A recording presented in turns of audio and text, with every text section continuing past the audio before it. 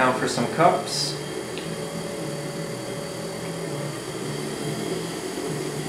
Or tea bowls.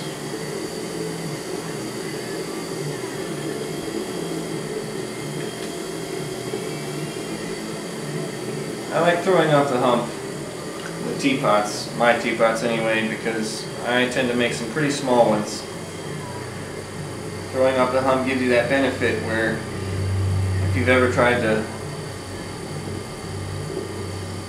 center a tiny piece of clay by itself, it's pretty difficult. But off the hump you can do it pretty easily because you can grip your hands all the way around it.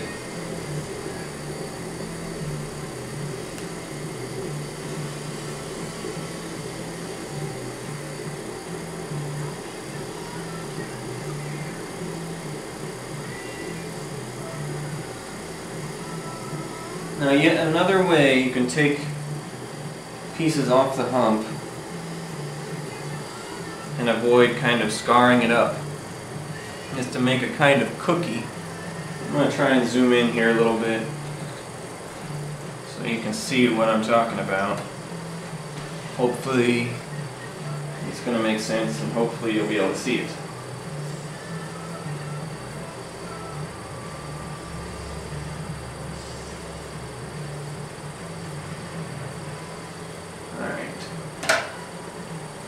Okay, so watch closely. I'm going to first define where I'm going to make the bottom. So from here up, there's a little bit of excess clay so that I can trim a nice foot. Now I'm going to go below that cut and make a kind of cookie. Make sense? I hope. In here and in here. I'm not going too far. Now what I'm going to do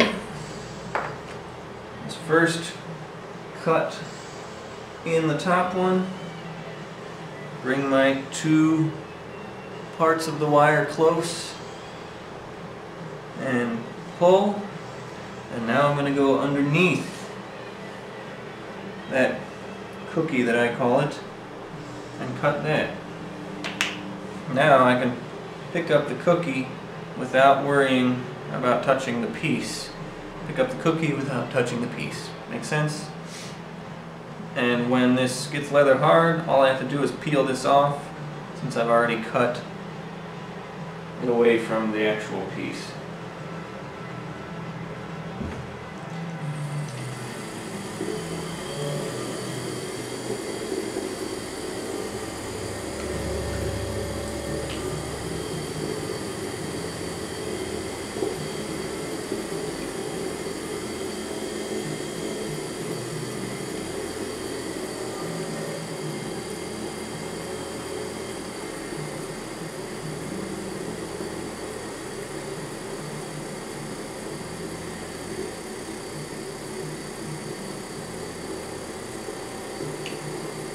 For some reason when I throw out the hump I like to do it as close to one-handed as possible.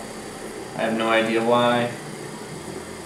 It seems to be quicker for me, and when throwing out the hump I definitely feel more like I'm in a production kind of mood.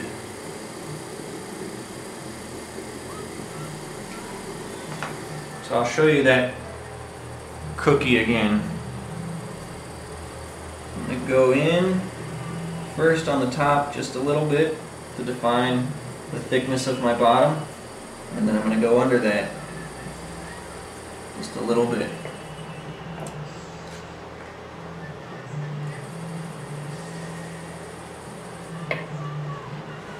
First I cut through that top cut, and then I cut through the bottom, and I can pick that up with the cookie.